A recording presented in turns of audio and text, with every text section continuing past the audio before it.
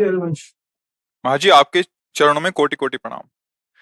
महाराज जी, मैंने संतों के मुख से सुना है कि कुछ घटनाक्रम इस जन्म के पहले से ही निर्धारित होते हैं, जैसे कि मृत्यु का समय, स्थान, विवाह इत्यादि। महाराज जी, इसमें कितनी सच्चाई है और कितना प्रारब्ध है? हाँ, नहीं सही है, पर इसको बदला जा सकता है। हम कोई पशु थोड़ी है कि उसी घटनाक्रम में बंधे रहे। वृंदावन धाम वास किससे होता है? हमारे भाग्य में थोड़ी लिखा है वृंदावन बसना, हमारे भाग्य में थोड़ी लिखा है रामकृष्ण भजना। ज्योतिषाचार्य से दिखवा लो ज्योतिष, किसी की कुंडली में नहीं लिखा। अब ये नया जन्म भगवान ने हमें नए कर्म करके सुधारने के लिए दिया है। अगर हम भजन करें भगवान का तो हम सारे कर्मों को भस्म करके इसी जन्म में भगवान में लीन हो सकते हैं, भगवत प्राप्ति कर सकते हैं। हम चाहे अपने कर्म बिगाड़ कर भूत प्रेत बन सकते हैं, सुअर कुत्ता बन सकते हैं, नरक जा सकते हैं। तो हमारे प्रारब्ध में थोड़ी लिखा सुअर बनोगे।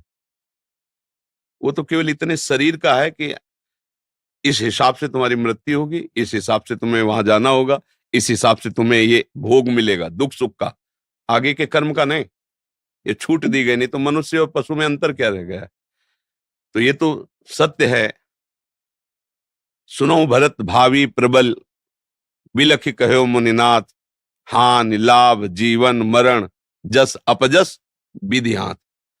विधि माने ब्रह्मा, जो ब्रह्मा ने लिख दिया छठी राव के अंक, राय घटे न तिल बढ़े, रहुरे जीव निसंग। ये किसके लिए लिखा है? दुख सुख भोग के लिए। अगर दुख सुख भोग के लिए हम लेके बैठ जाते हैं तो हम में और पशु में अंतर नहीं। हम मनुष्य शरीर में भगवान के अंश हैं। हम इस दुख सुख की परंपरा को नष्ट करेंगे, मिटा देंगे इस दुख सुख की परंपरा को, और इसी जन्म में भगवान की प्राप्ति करेंगे। हम अपने नए भाग्य की रचना करेंगे। इसी जन्म में हम कर सकते हैं, सुअर कुत्ता बन के नहीं, अन्य जीव पक्षी बन के नहीं, मनुष्य शरीर बन करके। समझ रहे ना? हाँ, जो चाहो कर सकते हो, भगवान को अधीन कर सकते हो, तो फिर रह क्या गया? सुमिर पवन सुत पावन नामू, अपने बस कर राखे रामू। जब भगवान को बस में कर लेता है भक्त, तो फिर और क्या बचा? जो चाहो कर सकते हो, पर चाह गलत करोगे तो फंस जाओगे। अच्छी चाह करो, दूसरों को सुख पहुंचाओ, दूसरों के काम आओ, भगवान का भजन करो, भगवान को प्रसन्न कर लो। जिसके प्राप्त करने के बाद फिर कुछ प्राप्त करना बाकी नहीं रहता, वो भगवान श्री हरि हैं। तो ये बात स्वीकार करो। प्रारब्ध हमारा कुछ नहीं बिगाड़ सकता।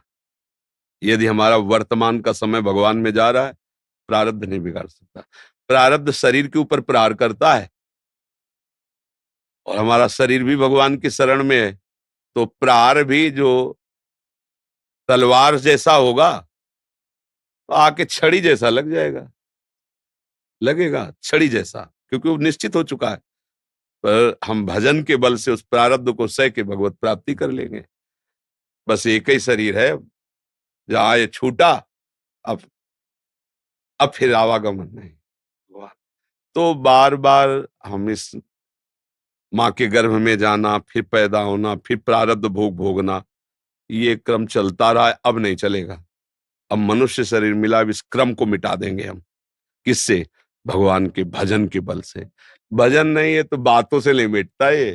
हाँ, अवश्य में वो भोगतव्यम, फिर भोगना